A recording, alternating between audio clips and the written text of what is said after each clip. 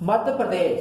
मध्य प्रदेश में प्रशासनिक ढांचा पढ़ने से पहले हम बात करेंगे मध्य प्रदेश के पुनर्गठन की, या मध्य प्रदेश के गठन की। तत्पश्चात बात होगी मध्य प्रदेश के पुनर्गठन की। मध्य प्रदेश पहले इतना नहीं था। ये वर्तमान मध्य प्रदेश का मैप है।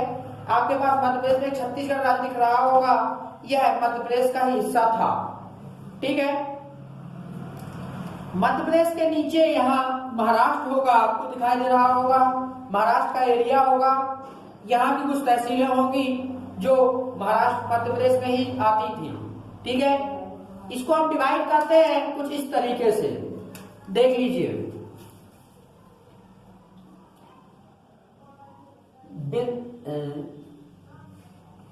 हाँ, इस तरीके से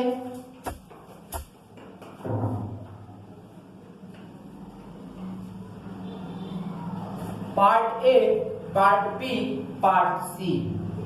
ए, बी, सी, ये भोपाल।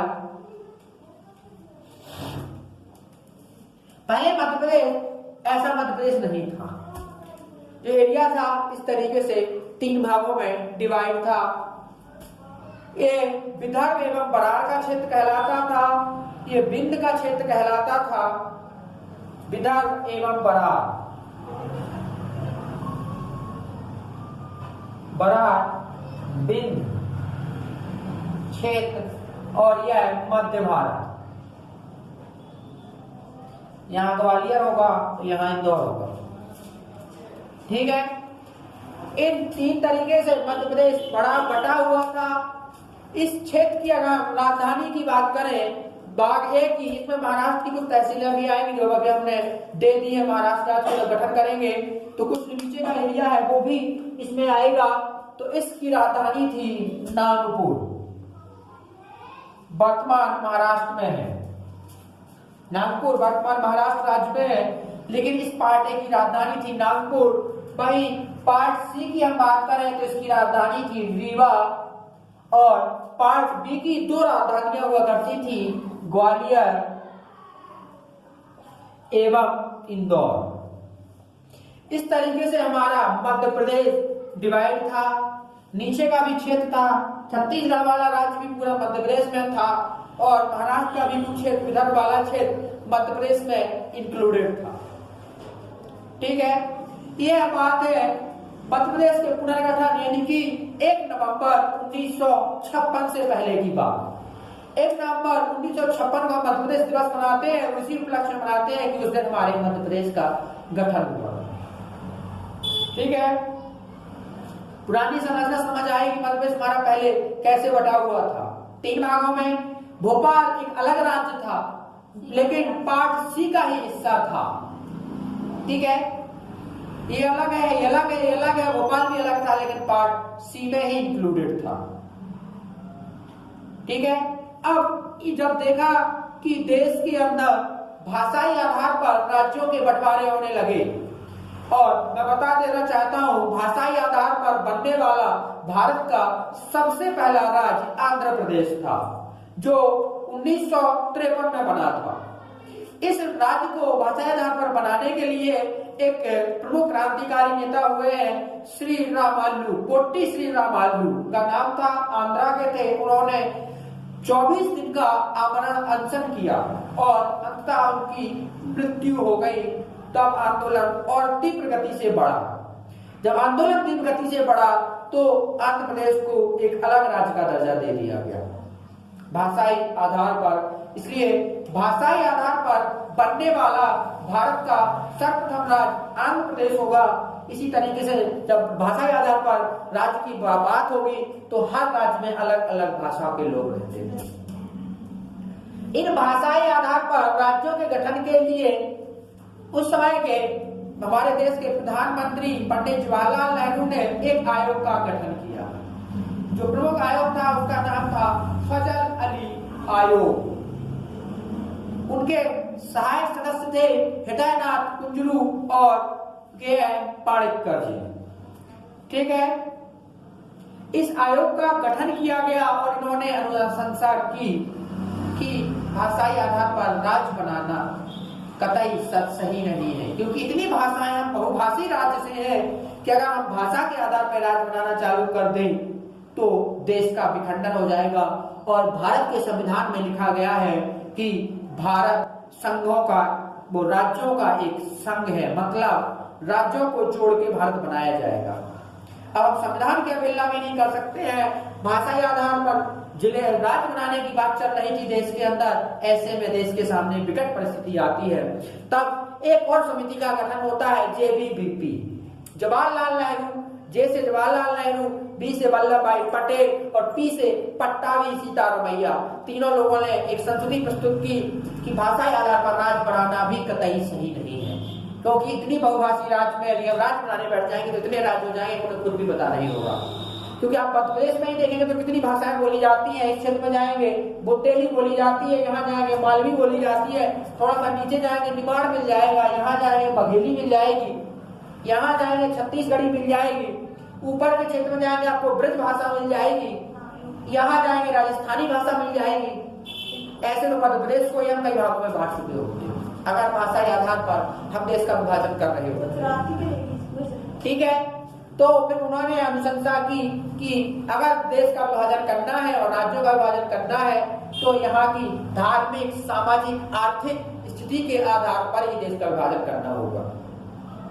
तब जाके इन्होंने मध्य प्रदेश, पूरे इंडिया के अंदर 16 राज्यों का निर्माण किया। उनमें से एक हमारा मध्य प्रदेश भी 1 नवंबर 1956 को बनता है।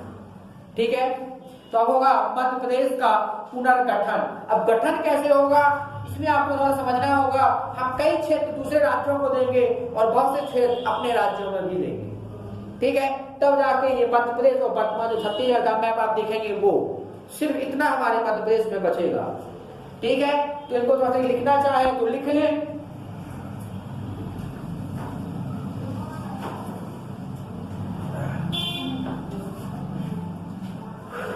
बात करते हैं देने वाले क्षेत्रों की। हमने आपसे कहा कि यहाँ भी मध्य प्रदेश विदर्भ का और बरार का क्षेत्र था, तो हमने महाराष्ट्र को अपनी 8 तहसीलें, जैसे जिनके नाम कुछ इस तरीके से हैं: यावतमाल, बुल्डाना, अमरावती, वर्धा, अमरावती, बलदाना, वर्धा, ऐसे वर्धा, नागपुर, भंडारा, चंदा, नागपुर, भंडारा, चंदा, एक और तहसील होगी जिसको हम देंगे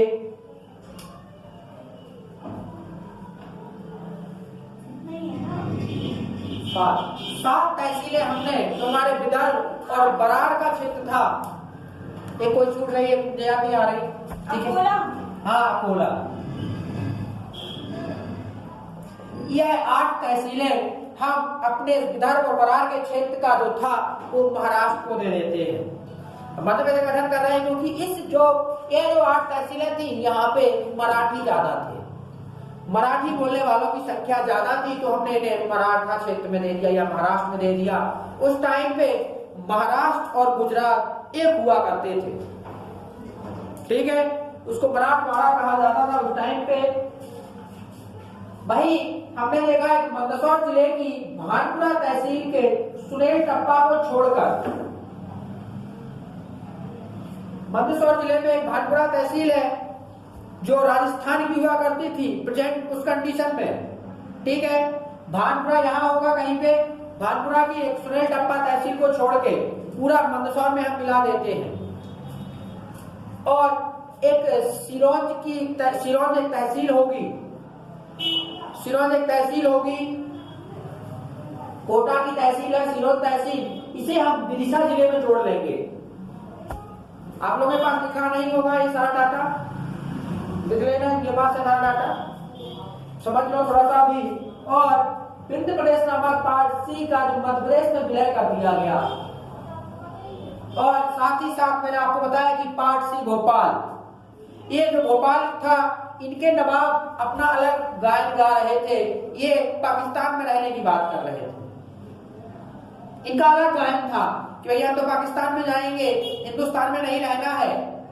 तो इनके ऊपर वल्लभ भाई पटेल ने एक ऑपरेशन चलाया और इस ऑपरेशन के तहत भोपाल को पार्ट सी में जोड़ के मध्य प्रदेश का हिस्सा बनाया गया।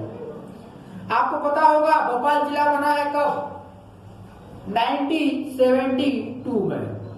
इसके पहले यह सीहोर की एक तहसील हुआ करती थी भोपाल। 1972 में से जिले का दर्जा दिया गया। इस तरीके से जब यह सब कुछ एक हो गया तब पूरा मध्य प्रदेश हो गया। ये अब है ये मध्य प्रदेश और यहाँ पे जुड़ा है हमारा छत्तीसगढ़ का भाग। सारे क्षेत्र मिट गए।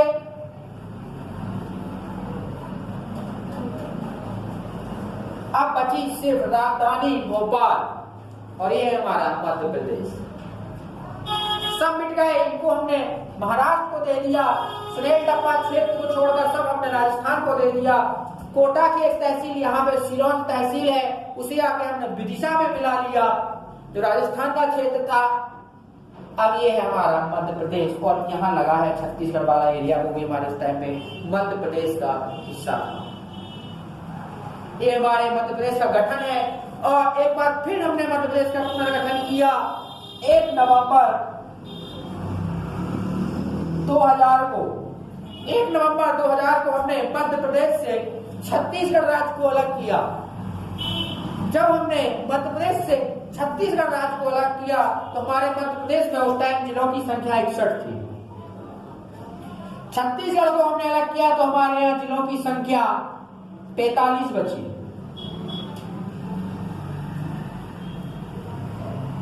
सोलह जिले हमने छत्तीसगढ़ को दे दिए, 2 संभाग उन्हें दे दिए। जिलों की संख्या 45 बची। लेकिन अब हम वर्तमान की यदि बात करें तो जिलों की संख्या 52 हो चुकी है। 52 बनने वाला नवीनतम जिला हमारा निवाड़ी है जो 2018 में बना है। ठीक है, नवीनतम जिला 52 हमारे यहाँ जिले हैं और 10 संभाग हैं। अब ये हमारा मध्य प्रदेश है। अभी भी लेकिन यदि हम करंट के थोड़ा सा मुद्दे की बात कर लें तो बुंदेलखंड को अलग करने की बात चल रही है, आंदोलन तीव्र है। मालवा को भी अलग करने की बात चल रही है, तीव्र है। इसके ऊपर यदि हम कभी मैथ्स का पेपर लिखने जाएंगे तो इससे क्वेश्चन आते हैं क्या अलग अलग राज्यों को बड़े बड़े राज्यों को छोटे छोटे राज्यों में विभाजित करना चाहिए, कहाँ तक उचित है और कहाँ तक अनुचित है। इसके ऊपर विचार करना, कहाँ तक उचित है और कहाँ तक अनुचित है। मैं आपको बता दूं, जब तक हमने छत्तीसगढ़ को अलग नहीं किया तब तक हम क्षेत्रफल में भी सबसे ज्यादा थे भारत में और खनिजों के मामले में बात करें तो भी हम सबसे ज्यादा थे। मध्य प्रदेश ऐसा राज्य था कि हम सबसे ज्यादा क्षेत्रफल अपने पास रखते थे पूरे भारत में और सबसे ज्यादा खनिज उत्पादन करते थे, मतलब और राजस्व की प्राप्ति पर्याप्त होती थी हमें। छत्तीसगढ़ के अलग होने से हमें कहीं ना कहीं बहुत ज्यादा घाटा है तो कहीं ना कहीं नुकसान फायदा भी है, क्योंकि जो वैकेंसीज निकलती थी आप इस एरिया में देखेंगे SC ST schedule tribes and schedule caste बहुत ज्यादा थी, तो रिजर्वेशन के कारण या बहुत से मुद्दों के कारण यहाँ की आम पब्लिक को नौकरियां नहीं मिलती थी। ये इसके प्रॉफिट है और इसके लॉस है कि हमारा ये क्षेत्र हमसे निकल गया तो हम उद्योग धंधों में पीछे हो गए, क्षेत्रफल में पीछे हो गए। आज हम दूसरे नंबर पे आते हैं राजस्थान के बाद मध्य प्रदेश का नाम।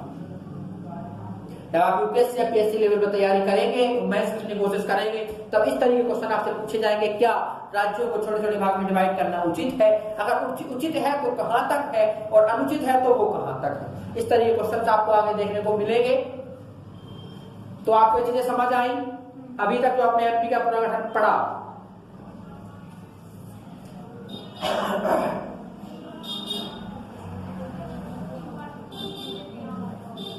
वही अब हम मध्य प्रदेश में थोड़ा सा बात कर ले प्रशासन व्यवस्था की। क्या प्रशासनिक व्यवस्थाएं हैं हमारे यहाँ, किस तरीके से कार्यवाह होता है।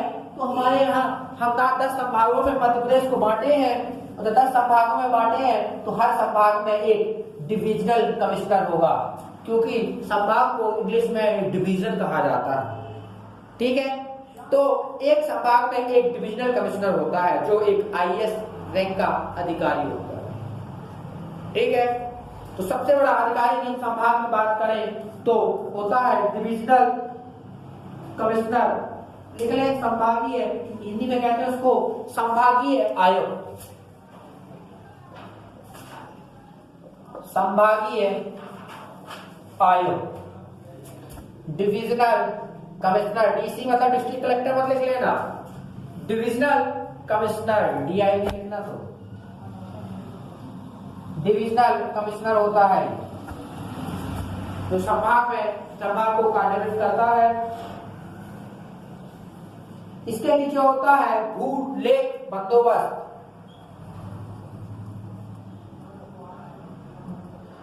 भूलेख बंदोबस्त। इसके नीचे होगा जिलाधीश।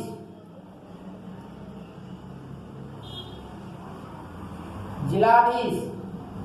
और ठीक है, जस्ट नीचे होगा बंदोबस्त अधिकारी।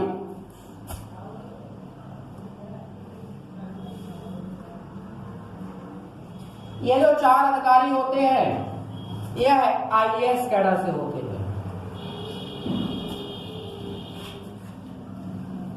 जो आईएएस के एग्जाम क्वालिफाई करेंगे वो यहाँ आएंगे, संभाग में होंगे और जिले में जिलाधिकारी और उसके नीचे बंदोबस्त अधिकारी जिसको हम अपर कलेक्टर कहते हैं। ये कलेक्टर होता है, ये अपर कलेक्टर होता है। ये डिविजनल होगा तो उसी के नीचे अपर संभागीय आयुक्त होता है, इसके नीचे कार्य करेगा। इस तरीके से आप देखें जिले में जिलाधीश होता है, बंदोबस्त अधिकारी होता है, मतलब अपर कलेक्टर इसको कहते हैं हम।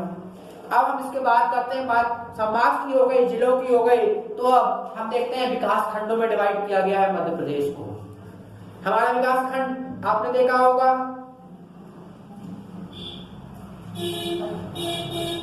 ठीक है, विकास खंड है। संभाग हो गया, संभाग के बाद जिले का मालिक हो गया, जिले के बाद बात करते हैं पीएससी से मिलने वाली नौकरी एसडीएम। तब पीएससी क्वालिफाई करेंगे तो आप बनेंगे एसडीएम। एसडीएम को कहते हैं अनुविभागीय अधिकारी, जो संभाग लेवल पे होते हैं, सॉरी विकास खंड लेवल पे होते हैं अनुविभागीय अधिकारी एसडीएम। एसडीएम बनते हैं राज्य सेवा आयोग की परीक्षा पास करते हैं अच्छे नंबरों से, अव्वल जिसकी रैंक लगती है वो अनुविभागीय अधिकारी बनता है। अनुविभागीय अधिकारी एसडीएम बनेगा। इसके नीचे बनेगा सहायक बंदोबस्त अधिकारी। सहायक बंदोबस्त अधिकारी, सहायक बंदोबस्त अधिकारी होगा। और इसके नीचे होगा तहसीलदार।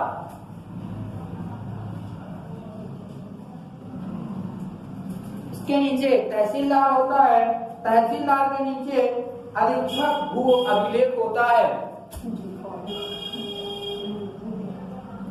अधीक्षक भू अभिलेख। और पीएससी की नौकरी से सबसे अंत में मिलने वाली नौकरी ये होती है नायब तहसीलदार। नायब,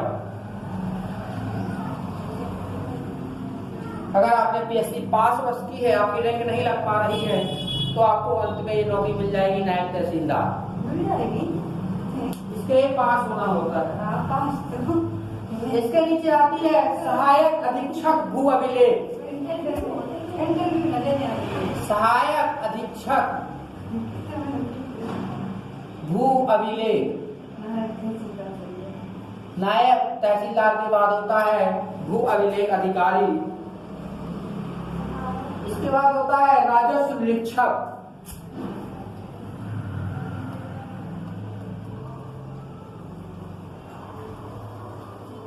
राजस्व निरीक्षक के नीचे होता है पटवारी।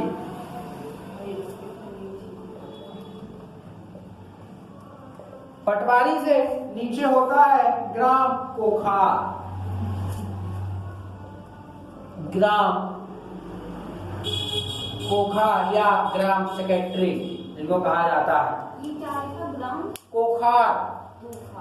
कोखार,